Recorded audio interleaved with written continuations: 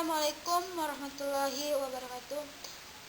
Halo teman-teman, perkenalkan nama saya Sriweni dari kelas 12-3. Di kesempatan ini saya akan menjelaskan demokrasi parlementer.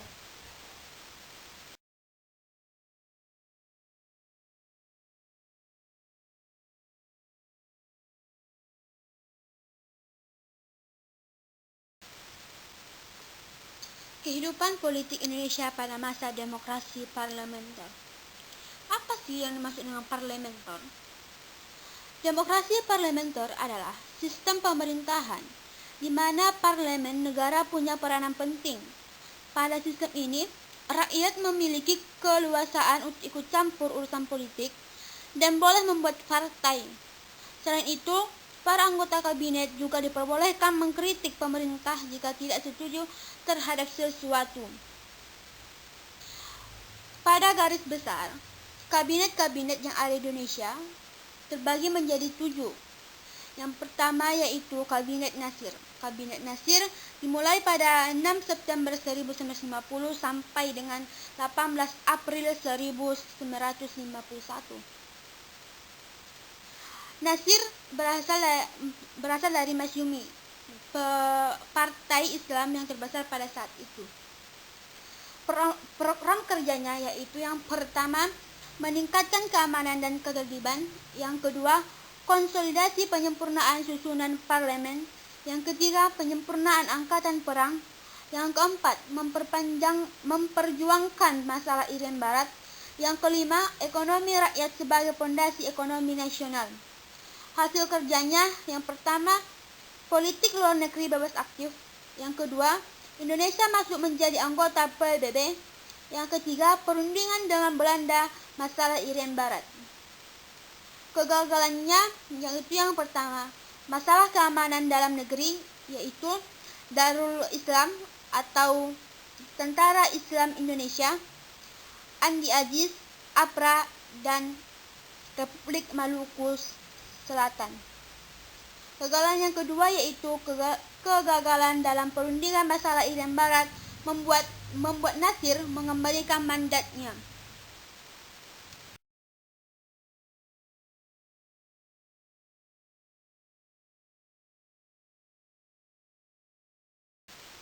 Kabinet yang kedua yaitu Kabinet Sukiman, terjadi pada tanggal 26 April 1951 sampai dengan 1952. Kabinet ini dari koalisi Masyumi dan Partai Nasional Indonesia yang memiliki program kerja yaitu yang pertama, tindakan tegas untuk menjaga keamanan dan ketertiban. Yang kedua, memperbarui hukum agraria untuk kesejahteraan petani. Yang ketiga, mempersiapkan pemilu. Yang keempat, memperjuangkan Irian Barat ke dalam wilayah Republik Indonesia. Hasil kerjanya yaitu hambatan kondisi keamanan. Yang kedua, perseteruan berbagai elemen politik. Yang ketiga, permasalahan dengan politik luar negeri Indonesia. Kegagalannya yaitu penentangan mutual security act dengan usaha membuat Kabinet Sukiman dianggap tidak netral dan memihak blok barat sehingga DPR menggugat kebijakan tersebut dan Sukiman mengembalikan mandat.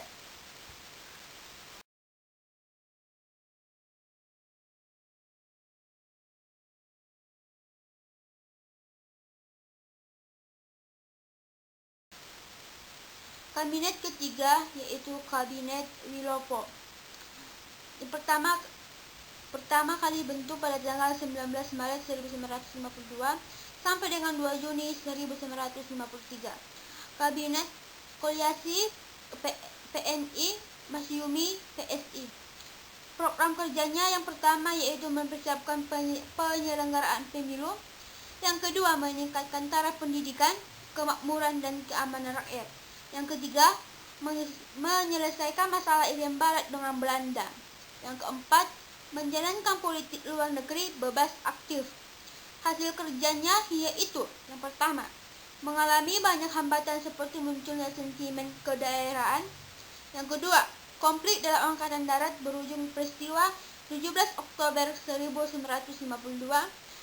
atau demonstrasi yang didukung oleh militer akibat campur tangan parlemen dalam urusan militer. Yang ketiga, peristiwa Tanjung Morawa, Sumatera Utara, pengembalian tanah perkebunan pada pengusaha asing di atas tangan yang telah digarap rakyat sejak zaman Jepang. Kegagalannya yaitu mosi tidak percaya dari pihak oposisi dan diakhiri dengan pengembalian mandat.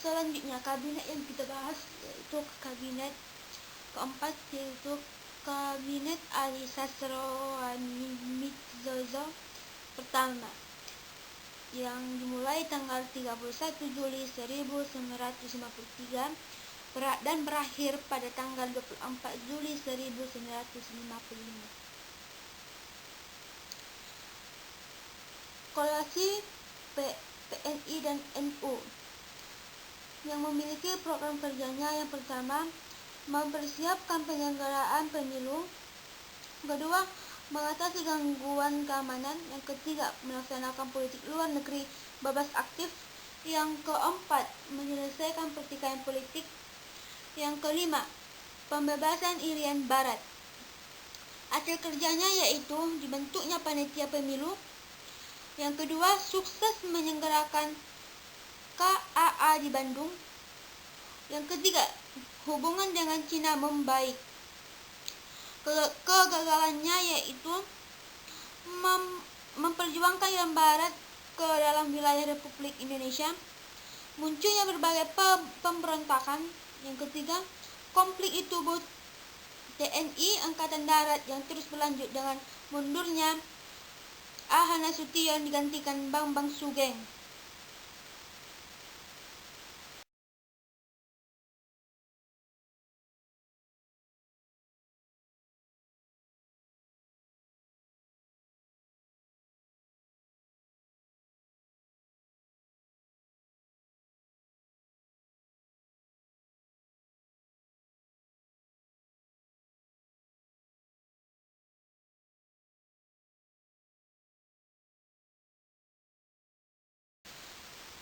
Kabinet selanjutnya yaitu Kabinet Burhanuddin Harahap, yang dimulai pada bulan Agustus 1955 sampai dengan 3 Maret 1956. Kabinet ini dari Partai Masyumi, yang memiliki program kerja: yang pertama, melaksanakan pemilu secara baik; yang kedua, memberantas korupsi; yang ketiga, membenahi konflik intern antara TNI Darat. Yang kedua, hasil kerjanya yaitu: yang pertama, terselenggaranya pemilu 1955 dengan baik; yang kedua, ditangkapnya Mr. Jody Gondokusumo atas kasus korupsi di Departemen Kehakiman; yang ketiga, mengangkat kembali Aha Nasution sebagai Kepala Staf TNI Angkatan Darat; yang keempat, dibubarkannya Uni Indonesia Belanda; yang kelima, berhasil menentukan sistem parlemen Indonesia. Kegagalannya yaitu komposisi partai pemenang pemilu yang saling berseteru.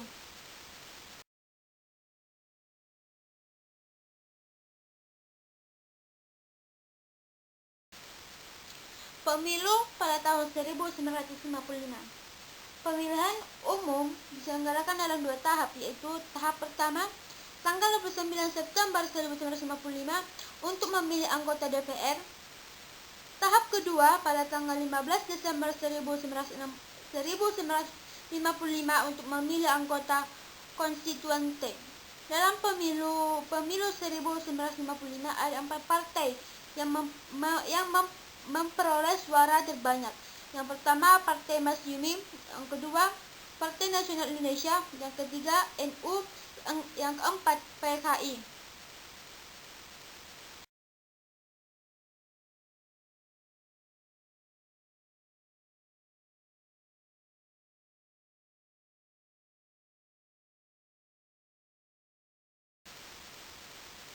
Kabinet selanjutnya yaitu Kabinet Ali Sastroamidzozo kedua, dimulai pada tanggal 24 Maret 1956 dan berakhir pada tanggal 14 Maret 1957. Kabinet Koalisasi PSI, Masyumi dan Nahdlatul Ulama yang memiliki program: yang pertama, memperjuangkan masalah Irian Barat; yang kedua, mempercepat pembentukan daerah otonom di Indonesia; yang ketiga, meningkatkan kesejahteraan PNS dan buruh; yang keempat, mengembangkan APBN. Hasil kerjanya yaitu: yang pertama, menandatangani pembatalan KMB oleh Presiden Soekarno; yang kedua, beralihnya ke pemilikan perusahaan milik Belanda; yang ketiga, kepentingan Belanda diperlakukan sesuai hukum yang berlaku. Kegagalannya yaitu: yang pertama, kekecewaan pemerintah daerah terhadap pemerintahan pusat; yang kedua, munculnya sentimen anti Cina; yang ketiga, munculnya gerakan separatis di berbagai daerah.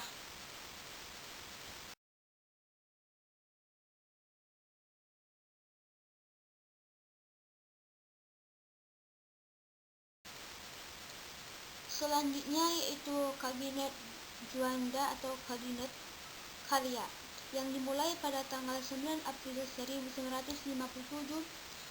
dan berakhir pada tanggal 10 Juli 1959.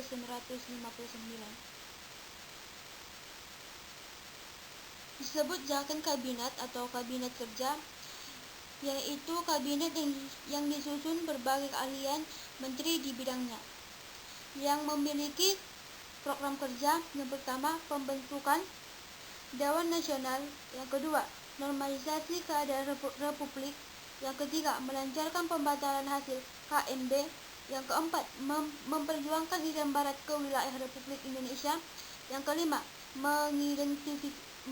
mengidentifikasikan program pembangunan. Memiliki hasil kerja yaitu: membersihkan pejabat yang terbukti korupsi; yang kedua, melakukan konsolidasi dengan daerah agar tercipta normalisasi keamanan negara; yang ketiga, ditetapkannya peraturan kelautan dalam deklarasi Juanda. Kegagalan yaitu: masih banyaknya pemberontakan dan gerakan separatis di daerah.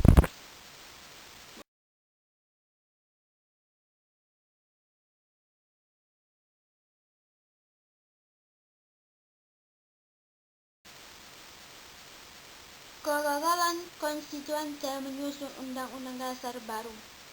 Konstituante beranggotakan 550 orang berdasarkan hasil pemilu 1955. Konstituante mulai bersidang pada tanggal 20 November 1954 untuk menyusun undang-undang baru dengan masa kerja tak terbatas.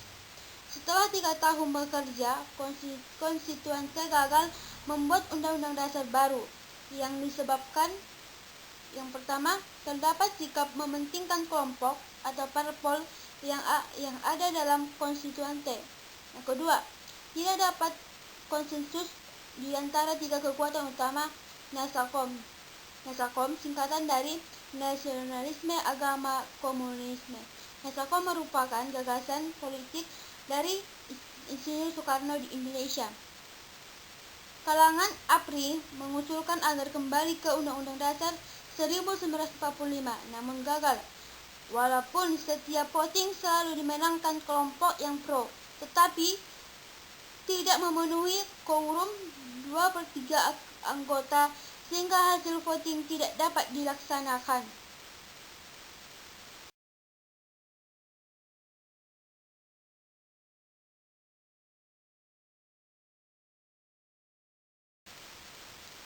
Kehidupan ekonomi pada masa demokrasi parlementer.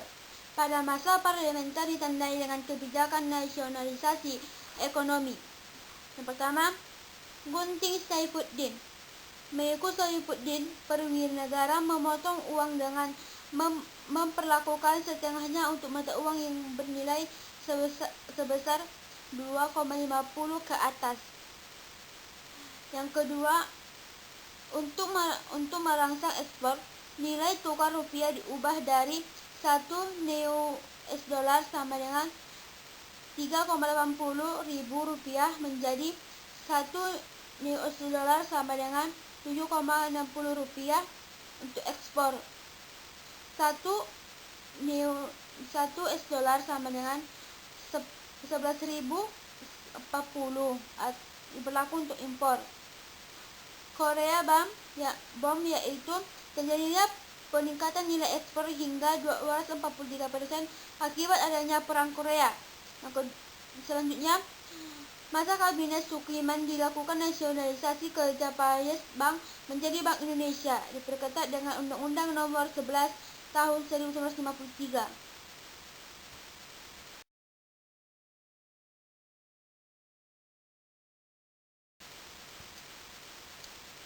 Penandatanganan Undang-Undang Pembatalan KMB 3 Mei 1956. Hal ini berakibat berpindahnya aset modal pengusaha Belanda ke tangan pengusaha non-pribumi atau etnis Cina. Sistem ekonomi gerakan Banteng, yaitu sebuah gagasan dari Dr. Anus Sumitra Djayahardikusumo untuk melakukan pembangunan ekonomi baru atau mengubah struktur ekonomi kolonial ke ekonomi nasional. Sistem ekonomi Alibaba. Ali sama dengan pengusaha pribumi, Baba sama dengan pengusaha non-pribumi. Untuk dapat memajukan ekonomi, pengusaha pribumi harus bekerja sama dengan pengusaha non-pribumi. Kongres Nasional Importir Indonesia pada 19 Maret 1956 mengeluarkan kebijakan Gerakan A1. Gerakan untuk mendorong pemerintah melindungi pengusaha pribumi agar berdaya saing terhadap pengusaha non-pribumi.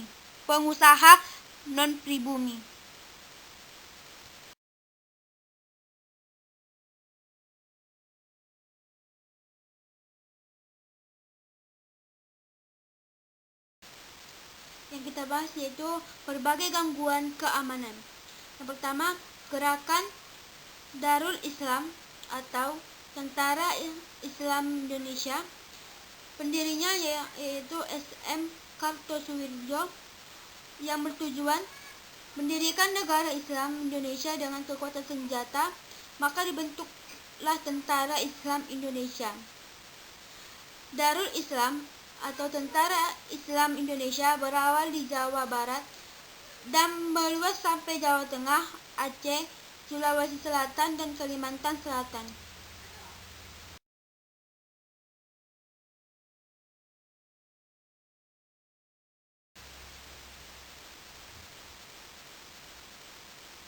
Yang pertama, Darul Islam atau Tentara Islam Indonesia di Jawa Barat, yang memiliki latar belakang penandatanganan perjanjian Reville membuat Republik Indonesia harus menarik pasukan dari wilayah yang dikuasai Belanda.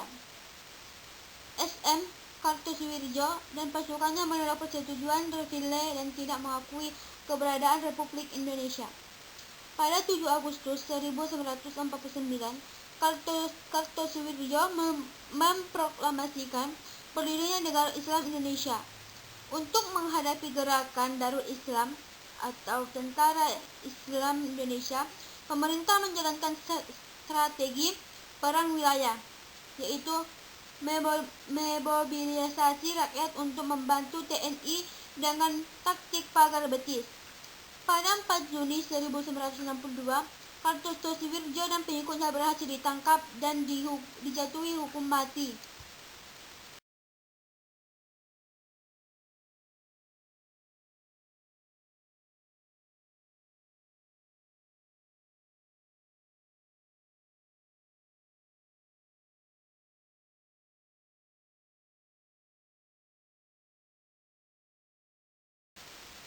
Foto-foto eksekusi Kartosuwirjo di Pulau Ubi.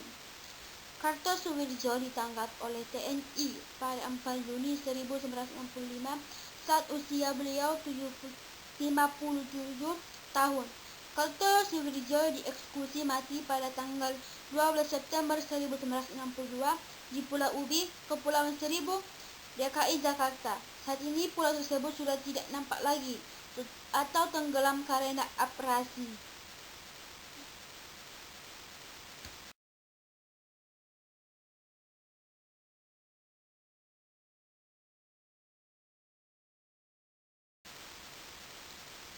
Darul Islam Tentara Islam Indonesia Jawa Tengah. Pemimpin Amir Fattah dan Kiai Sumolangau. Amir Fattah bertugas mengatur penggabungan laskar ke dalam TNI, sehingga dapat berkenalan dengan anggota laskar. Amir Fattah membujuk anggota laskar berbalik arah mendukung Darul Islam atau Tentara Islam Indonesia SM Kartosuwirjo. Pusat kekuatan Darul Islam di Jawa Tengah berada di Tegal, Brebes, Kebumen. Pada tahun 1954, Darul Islam Jawa Tengah dapat ditumpaskan.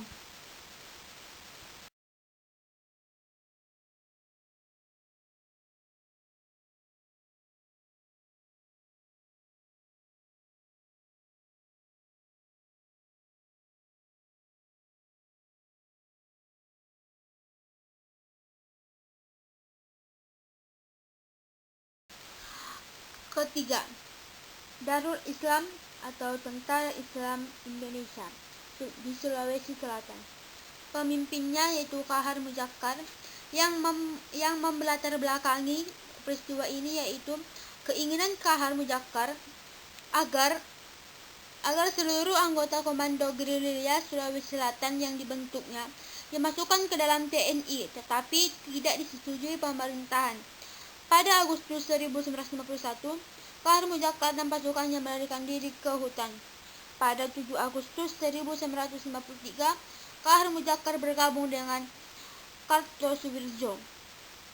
Operasi penumpasan Darul Islam atau Tentara Islam Indonesia memakan waktu lama karena pertama, menanamkan rasa kesukaan sehingga berakar di hati rakyat.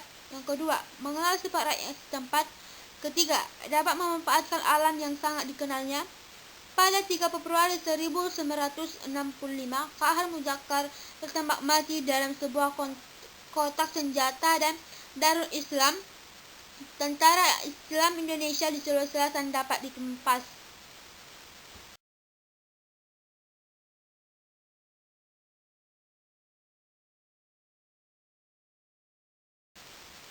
Darul Islam Tentara Islam Indonesia yang keempat terjadi di Aceh, yang dipimpin oleh Daud Beureuh atau Gubernur Aceh. Latar belakangnya, kekecewaan rakyat terhadap penurunan status daerah istimewa Aceh menjadi keresilian dalam Provinsi Sumatera Utara.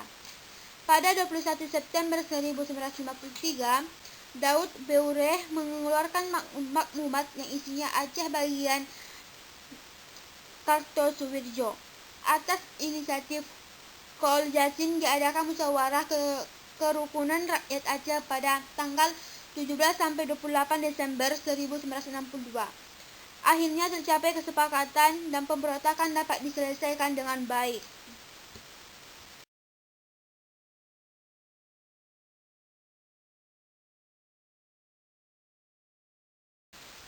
Pemberontakan Darul Islam Tentara Islam Indonesia yang kelima terjadi pada Kalimantan Selatan, yang dipimpin oleh Ibnu Hajar.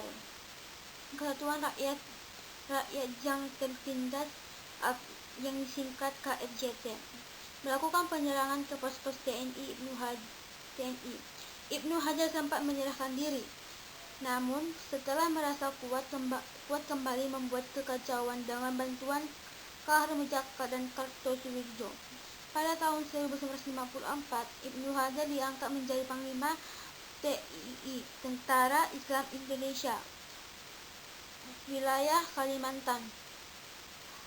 Tentara Indonesia menggunakan operasi militer untuk menumpas gerakan tersebut. Pada tahun 1959, Ibnu Hajar berhasil ditangkap dan dijatuhi hukuman mati.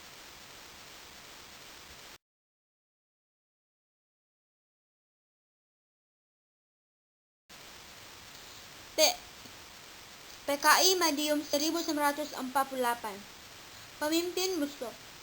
Latar belakang: kekecewaan terhadap kabinet Hatta yang tidak mengikutsertakan golongan sosialis komunis. Kedatangan Musso dari Moskow membawa kebijaksanaan jalan baru Moskow yang merupakan politik kerjasama antara orang komunis dan politik anti-imperialis di bawah pimpinan kaum komunis. Musso menentang Kamil Hatta yang dianggapnya telah menjual bangsa Indonesia kepada pihak imperialis atau kapitalis Belanda. Amir Saputdin membentuk Front Demokrasi Rakyat yang singkat VDR.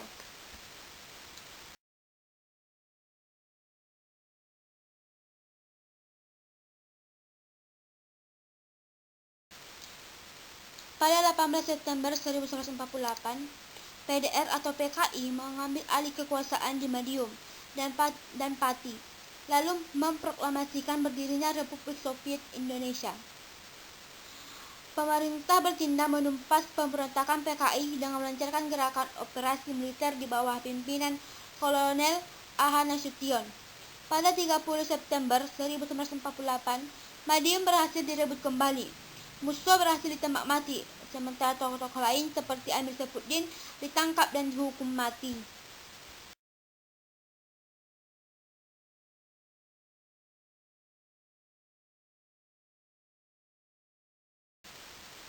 C. Angkatan Perang Ratu Adil, disingkat APRA. Pemimpin Kapten Raymond Westerling.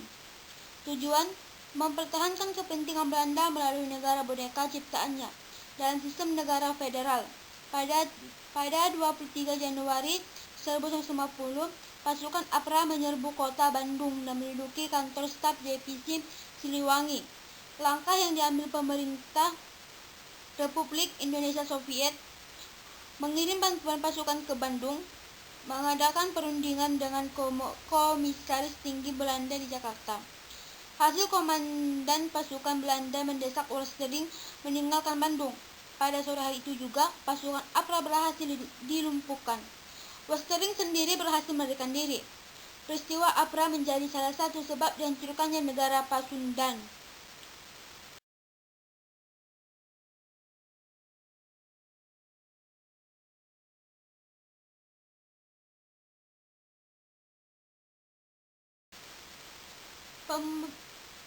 Pemberontakan Andi Hajiz.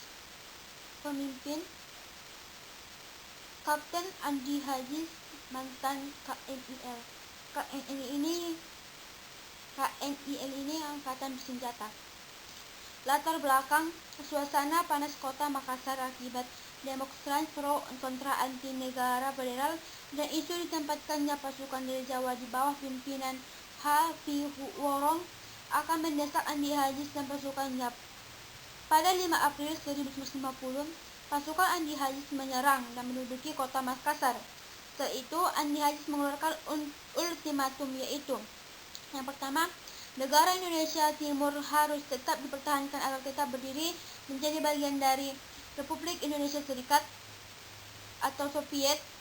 Yang kedua, tanggung jawab keselamatan daerah NIIT agar diserahkannya kepada pasukan KNIL yang telah masuk menjadi anggota APRIS.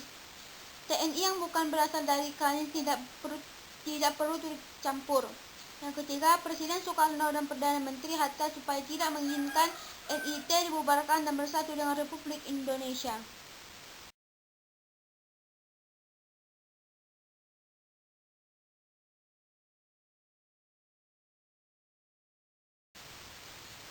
Pemerintah Republik Indonesia Serikat mengeluarkan ultimatum, yaitu Andi Hajiz melakukan lapor diri ke Jakarta dalam tempo 4 kali 24 jam.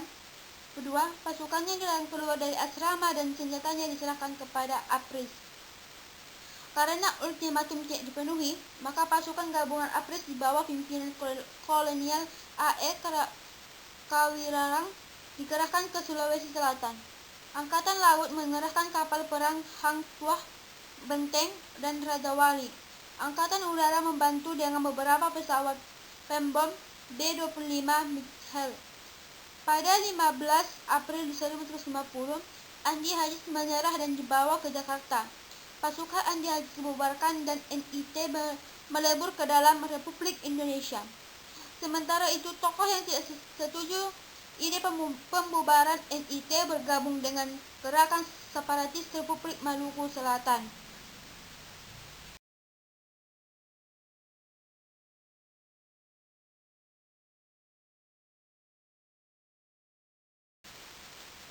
Republik Maluku Selatan.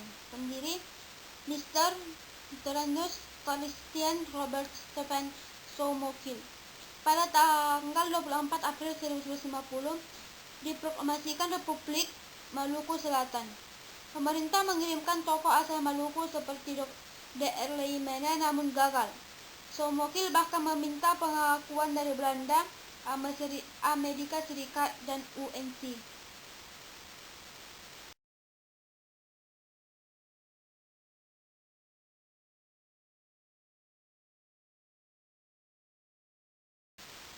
Pemerintah Republik Indonesia Serikat mengirim operasi militer di bawah pimpinan Kolonel A. Pemerintah Republik Indonesia Serikat mengirim operasi militer di bawah pimpinan Kolonel A. E. Kawilarang. Pada 3 November 1950, pasukan APRIS mendarat di Ambon untuk merebut Benteng New Victoria. Letnan Kolonel Slamet Riyadi gugur dalam pertempuran tersebut. Akhirnya kota Ambon dapat dikuasai oleh perlawanan RMS dapat ditumpukan.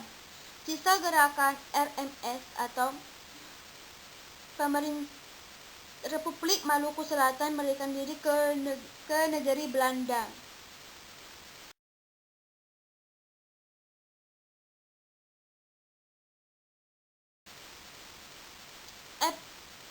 Pemerintahan Revolusioner Republik Indonesia atau Perjuangan Rakyat Semesta tingkat PRRI atau Permesta.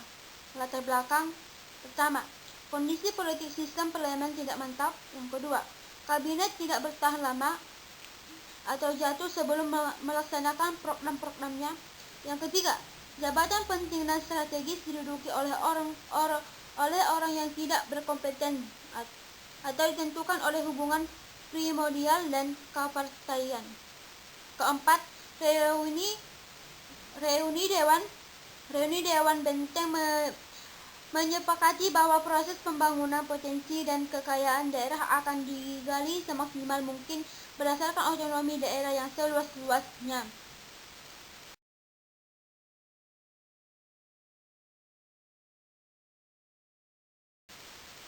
Letkol Ahmad Hussein, Ketua Dewan Benteng, memutuskan untuk mengambil alih pemerintahan Sumatera Tengah dari Gubernur Ruslan Molzohardo dengan alasan tidak berhasil membangun daerah Sumatera Tengah. Di Sumatera Selatan dibentuk Dewan Garuda yang menuntut otonomi seluas-luasnya.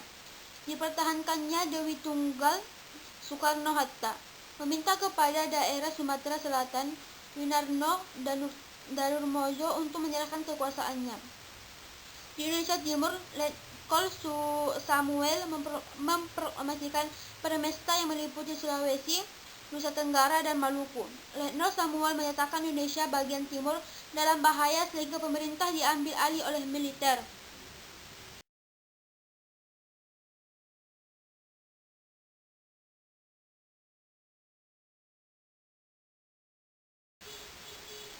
Untuk meredakan pergolakan di daerah diadakan Munas dan Munap yang bertujuan membahas usaha pembangunan sesuai kondisi daerah. Pada 30 November 1957 terjadi usaha pembunuhan terhadap Presiden Soekarno di Cikini. Pada 10 Februari 1958, Ketua Dewan Benteng mengeluarkan ultimatum agar Kabinet Juanda mundur dalam jangka waktu 5 kali 24 jam. Pemerintah bertindak tegas dengan memecat tidak hormat Ahmad Hussein dan tokoh pimpinan Dewan Benteng lainnya seperti perwira TNI Angkatan Darat. Kasat Ahmad Nasution membekukan Kodam Sumatera Tengah dan menempatkannya langsung di bawah Kasat. Pada 12 Februari Ahmad Hussein memproklamasikan berdirinya PRRI dengan Safiruddin Prawiranegara sebagai PM.